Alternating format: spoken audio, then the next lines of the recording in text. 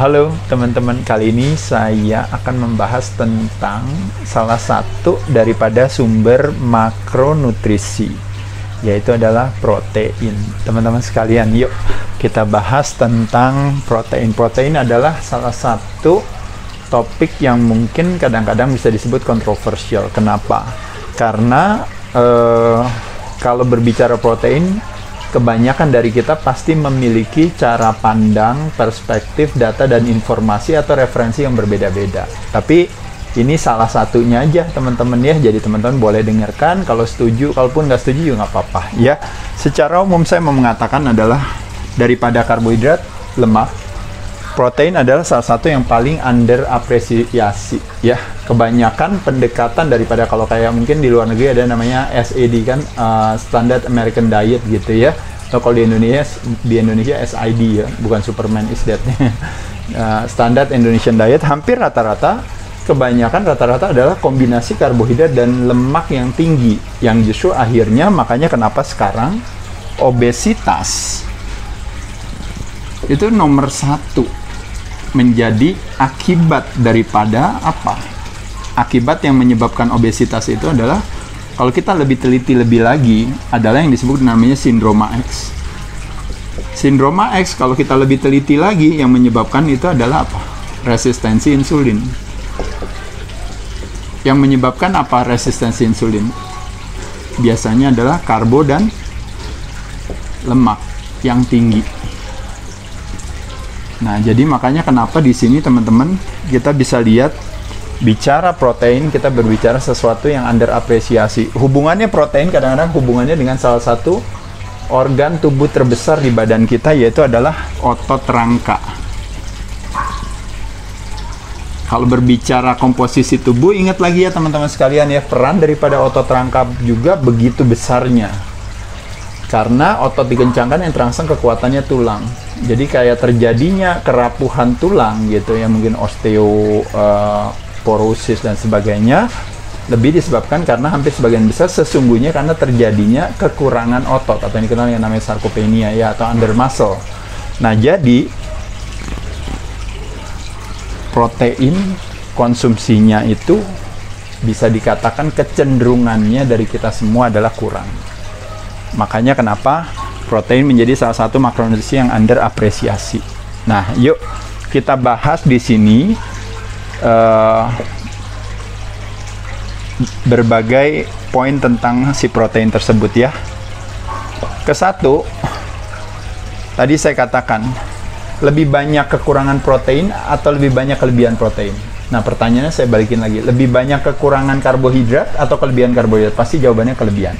Lebih banyak kekurangan lemak atau kelebihan lemak? Jawabannya pasti kelebihan lemak. Tapi pertanyaannya, ketika kita berbicara protein, lebih banyak kurangnya atau lebih banyak lebihnya? Jawabannya adalah pasti lebih banyak kurangnya. Nah, kalau lebih ini seberapa banyak sih sebenarnya? Ini kadang-kadang juga kita membuat satu yang namanya, apa yang kita fokuskan di sana tenaga kita tersalurkan ya. Kita kadang-kadang suka salah fokus.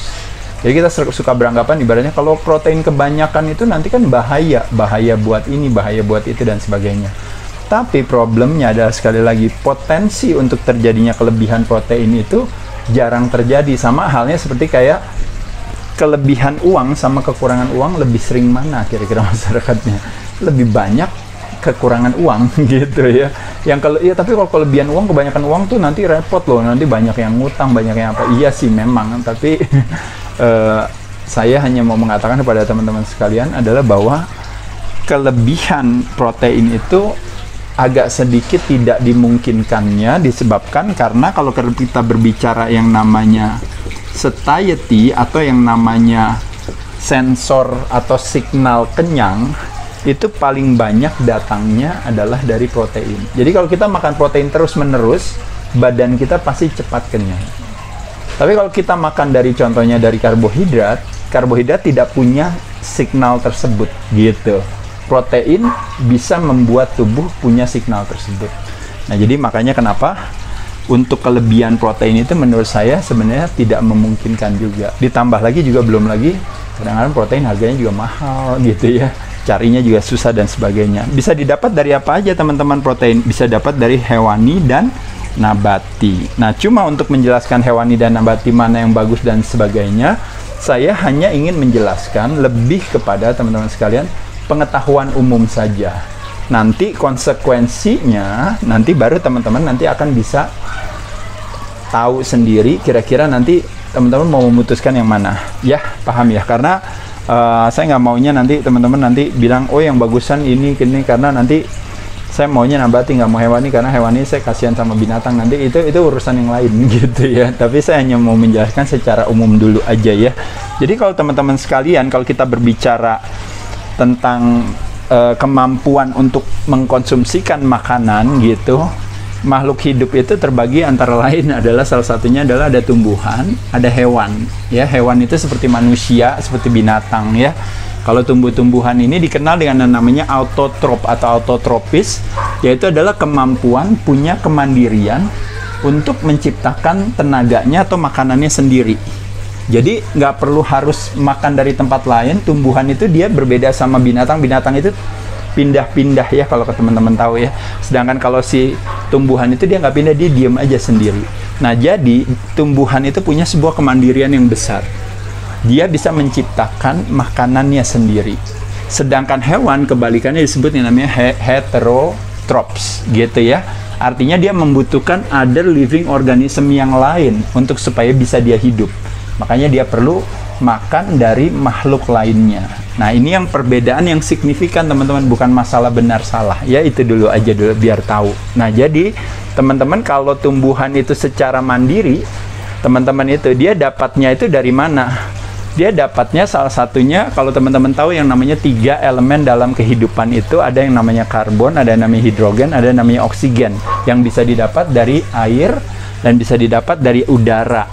Nah, itu yang didapatkan oleh yang namanya si tumbuhan tadi melalui udara dan air. Dia bisa menggunakan karbon, hidrogen, dan oksigen ini untuk memberikan makanan kepada dirinya. Nah, selain itu karena tumbuhan itu letaknya juga sama tanah gitu, sama soil, otomatis juga dia mendapatkan makanan juga dari tanah, dari soil itu juga. Nah, makanan dari tanah, dari soil itu adalah kalau tadi bicaranya tadi karbon, hidrogen, dan oksigen, kalau di sini kita berbicaranya mineral. Salah satu mineral terpenting yaitu yang disebut dengan namanya nitrogen. Nitrogen itu adalah bagian daripada amino acid sebagai salah satu materi pembuat si protein tadi gitu. Jadi sekali lagi, tumbuhan bisa makan itu bisa dari udara, bisa dari air, bisa dari tanah gitu. Nah, jadi kalau karbon, hidrogen, oksigennya adalah dari udara, dari air. Kalau nitrogennya dapatnya dari tanah. Nah, paham ya gitu ya teman-teman sekalian ya. Nah, selain itu juga peran penting daripada kalau kita berbicara yang namanya, teman-teman pernah dengar ya, yang namanya ada istilah namanya sun salutasi atau surya namaskar, yaitu adalah lebih kepada bahwa ternyata makhluk hidup itu memiliki yang namanya, yang dikenal dengan namanya solar system, atau yang dikenal dengan yang namanya elemen matahari yang memberikan sebuah kehidupan kepada si makhluk tersebut. Nah, elemen matahari daripada tumbuhan itu tadi ya, ini yang disebut dengan namanya solar energy, itu dialah nanti yang akan memberikan kepada manusia atau hewan itu yang disebut dengan namanya dietary energy. Jadi hewan sama manusia bisa punya tenaga gitu, itu berasalnya dari tumbuhan, karena tumbuhannya itu mengandung atau memiliki esensi yang namanya solar energy yang berasal dari matahari, yang dikenal teman-teman pernah dengar yang namanya proses yang namanya fotosintesa gitu ya. Nah, jadi konsep fotosintesa itu sebenarnya ini nanti yang lebih bisa menjelaskan mungkin yang punya kapasitas gitu ya. Tapi konsepnya sederhana ini adalah seperti ini teman-teman. Jadi karbon-karbon plus karbon hidrogen bonds gitu yang ada di karbo dan lemak. Nah, ini gitu ya. Nah, nanti ini semua kalau teman-teman tahu proses ini kita makan ya, misalnya si manusia mengkonsumsikan ini. Ketika mengkonsumsikan ini, kita masuk dalam yang namanya dapur energi yang nanti akan menjadikan ini semua menjadi sumber energi bagi kita. Tapi membutuhkan si oksigen untuk akhirnya si makanan tersebut dibakar menjadi energi. Ini ngomonginnya teknis ya, saya juga nggak terlalu paham apa yang saya omongin. Tapi prinsipnya sebenarnya adalah saya hanya ingin mau menyampaikan kepada teman-teman adalah bahwa Kalau berbicara tumbuh-tumbuhan, berarti kita berbicara yang namanya, kalau istilahnya, segala hal yang berhubungan dengan energi. Jadi segala hal yang berhubungan dengan karbon. Nanti kalau kita berbicara hewani, nanti kita akan ngomonginnya yang berhubungan dengan nitrogen. Makanya kenapa nanti ada istilah yang dikenal dengan namanya protein energi rasio, atau yang dikenal dengan namanya karbon sama nitrogen rasio. Saya masuk dulu ke hewan ya teman-teman. Hewan kebalikannya daripada punya kemandirian, dia punya ketergantungan, disebut namanya heterotop, artinya dia membutuhkan makhluk lain untuk dia makan. Berbagai jenis, kalau kita ngomongin hewan termasuk manusia, itu terbagi atas 3. Satu adalah manusia atau hewan yang mengkonsumsikan tumbuhan, itu yang dikenal dengan namanya herbivora. Yang mengkonsumsikan hewan dan tumbuhan, itu omnivora. Atau yang fokus hanya mengkonsumsikan hewan lainnya, itu yang disebut dengan namanya karnivora. Gitu ya, ada 3 ini. Nah, jadi kalau kita lihat di sini, perbedaannya tumbuhan dan hewan, segala semua kebaikan yang ada di tumbuhan dimakan oleh hewan, gitu, otomatis dia nanti masuk ke hewan tersebut. Nanti hewannya dimakan lagi oleh hewan yang lain lagi, dan selanjutnya gitu. Nah, ini teman-teman bisa lihat di sini pertanyaannya, yaitu adalah kalau berbicara protein dan energi rasio, berbicara yang namanya karbon dan nitrogen rasio, pertanyaannya adalah mana yang lebih tinggi, yang memiliki higher nutrient density yang lebih tinggi, apakah hewan, apakah tumbuhan? Berdasarkan informasi ini teman-teman sekalian, secara higher nutrient density, maka jawabannya tentu adalah banyaknya adanya lah di hewan. Tapi kembali lagi, kalau teman-teman, oh tapi saya plant based Mas Ade. Kalau plant based itu kebaikannya kan adalah apa? Misalnya kemampuan tubuh untuk mencerna makanannya jadi lebih nyaman, tidak perlu harus menciptakan yang namanya tingkat keasaman yang terlalu tinggi dan sebagainya. Saya rasa teman-teman boleh aja, nggak ada masalah. Jadi sekali lagi teman-teman di sini nggak boleh salah paham ya sama saya ya, karena saya cuma mau menjelaskan aja. Tapi intinya saya mau sampaikan sama teman-teman adalah bahwa tantangannya daripada kalau kita mengkonsumsikan, karena kita ini ngomongin protein ya, kalau proteinnya banyak berasal dari tumbuh-tumbuhan, maka rasio protein dan energinya lebih tinggi, proteinnya lebih rendah, karbonnya lebih tinggi, nitrogennya lebih rendah. Itu aja, sehingga pada saat itu makanya kita harus mengkonsumsikannya jadi harus lebih banyak. Nah, selain itu juga kalau kita berbicara protein dipecah oleh tubuh kita menjadi yang namanya asam amino. Asam amino itu jumlahnya ada 20, ada 9 yang esensial. Nah, dari 9 yang esensial itu ada 4. Saya agak sedikit lupa satu lagi ya namanya. Ada leucin, ada lysine, ada tryptophan, sama satu lagi saya lupa ya. Jadi ada 4 ya teman-teman sekalian, itu yang kita tidak bisa dapatkan pada saat kita mengkonsumsikan tumbuh-tumbuhan. Nah, jadi oleh sebab itu makanya kenapa teman-teman kalau secara profil amino acid konsumsi dari hewan itu lebih lengkap profilnya, itu aja ya. Jadi tapi tetap saya mau yang nabati, nggak apa-apa, boleh aja ya. Oke.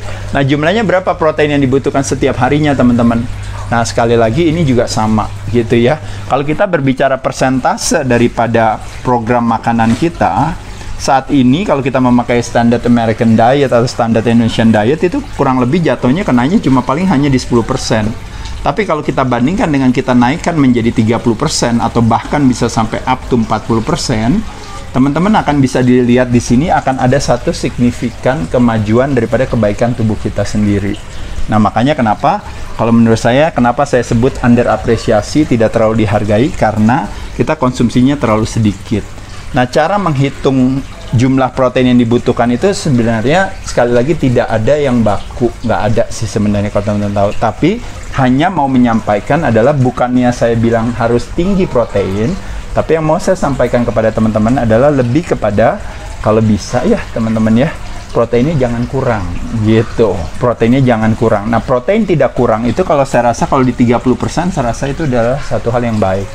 Kalau hitungannya misalnya badan kita itu lean body mass kita itu adalah berat badan kita dikurangi berat lemak kita, body fat kita. Nah, makanya ketemu namanya LBM, lean body mass. Nah, lean body mass itu dikalikan, kalau misalnya teman-teman bisa kalikan misalnya 2.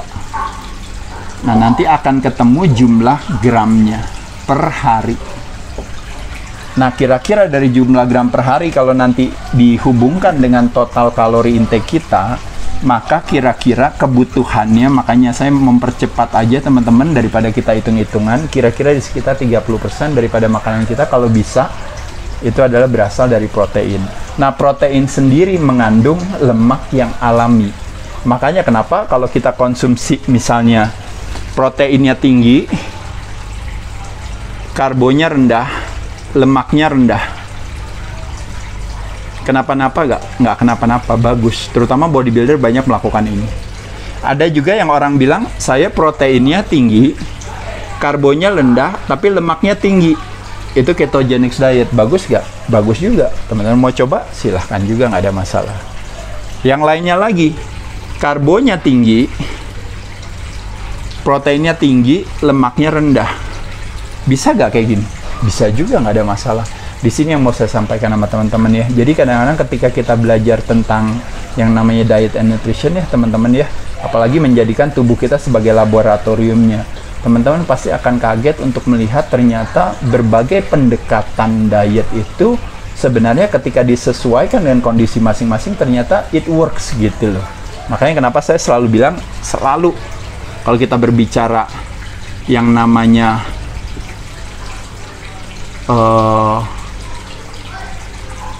diet and nutrition, selalu precision and personalized. Tidak pernah yang namanya one size fits all. Makanya kenapa saya nggak bisa bilang sama teman-teman kalau ibaratnya, oh yang bagus itu proteinnya harus segini, oh proteinnya bagusnya dapatnya dari ini, oh proteinnya harus gini, nggak ada. Tapi ada satu hal yang mungkin saya bisa sampaikan di pelajaran hari ini, hanya lebih kepada kecenderungan kita mengkonsumsikan protein dari kata protos yang utama sebagai building block semennya daripada bangunan tubuh kita, itu teman-teman kadang-kadang konsumsinya kurang. Karena itu relate-nya nanti dengan muscle, dengan otot, otot akan relate dengan metabolisme. Nah, sedangkan problemnya masalah kita adalah masalah metabolisme. Makanya disebut dengan namanya metabolic syndrome yang akhirnya berhubungan dengan berbagai penyakit-penyakit yang menjadi kontributor daripada obesitas, penyakit jantung, dan pembuluh darah. Makanya kenapa diabetes tipe 2, tekanan darah tinggi, hipertensi, lalu juga stroke, juga heart attack, jantung dan sebagainya. Belum kalau diabetesnya itu nanti berhubungan juga dengan blindness, dengan amputasi, dengan neuropati dan sebagainya. Jadi berbagai penyakit teman-teman kalau lihat yang sekarang dijadikan sebagai comorbidity atau komorbiditas atau pre-existing kondisi menjadi prasyarat buat seolah-olah si COVID atau si penyakit infeksi lainnya itu jadi seolah-olah jadi berbahaya, itu murni karena disebabkan karena ulah perilaku kita. Oleh sebab itu teman-teman sekalian, yuk kita tingkatkan protein kita ya. Bisa diambil dari berbagai sumber, bisa hewani boleh, bisa nabati boleh. Cuma memang kalau secara berdasarkan referensi yang saya dapat di sini hanya lebih kepada mengatakan kepada teman-teman kalau bisa yang namanya konsep rasio protein dan energi, konsep yang namanya nitrogen dan karbon rasionya itu kalau bisa proteinnya harus lebih tinggi daripada energi. Karena ini yang menggambarkan orang, kalau orang yang sakit atau yang gampang kena penyakit infeksi gitu ya, gampang terjangkit dan sebagainya, biasanya rasio energinya di badannya pasti lebih tinggi. Kadar lemaknya biasanya tinggi. Tapi kebalikannya, kalau orangnya yang kuat, orangnya yang fit gitu, nggak gampang sakit dan sebagainya, biasanya yang tingginya adalah proteinnya dan nitrogennya. Nah, biasanya pasti ototnya lebih banyak, lemaknya lebih sedikit gitu. Jadi oleh sebab itu teman-teman sekalian, kalau kita berbicara yang namanya protokol sehat proteksi dari dalam, yang bisa kita lakukan adalah mulut kita sumber kesehatan dan sumber kesakitan.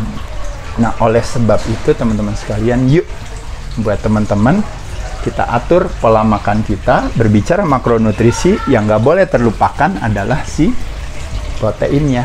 Proteinnya mesti kita boleh variasi, boleh kita boleh kombinasi, boleh, atau kita mau rotasikan, silahkan aja.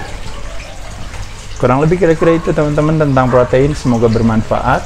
Jadi sama seperti skeletal muscle, otot rangka, sama seperti protein, is under apresiasi. Yuk kita pay attention terhadap itu, ternyata kualitas kesehatan kita akan meningkat, imunitas kita akan meningkat, berbagai penyakit akan jauh dari kita karena kita menciptakan secara natural alami imunitas yang datang dari tubuh kita sendiri dengan merubah ulah perilaku kita. Saya ucapkan terima kasih teman-teman, semoga bermanfaat.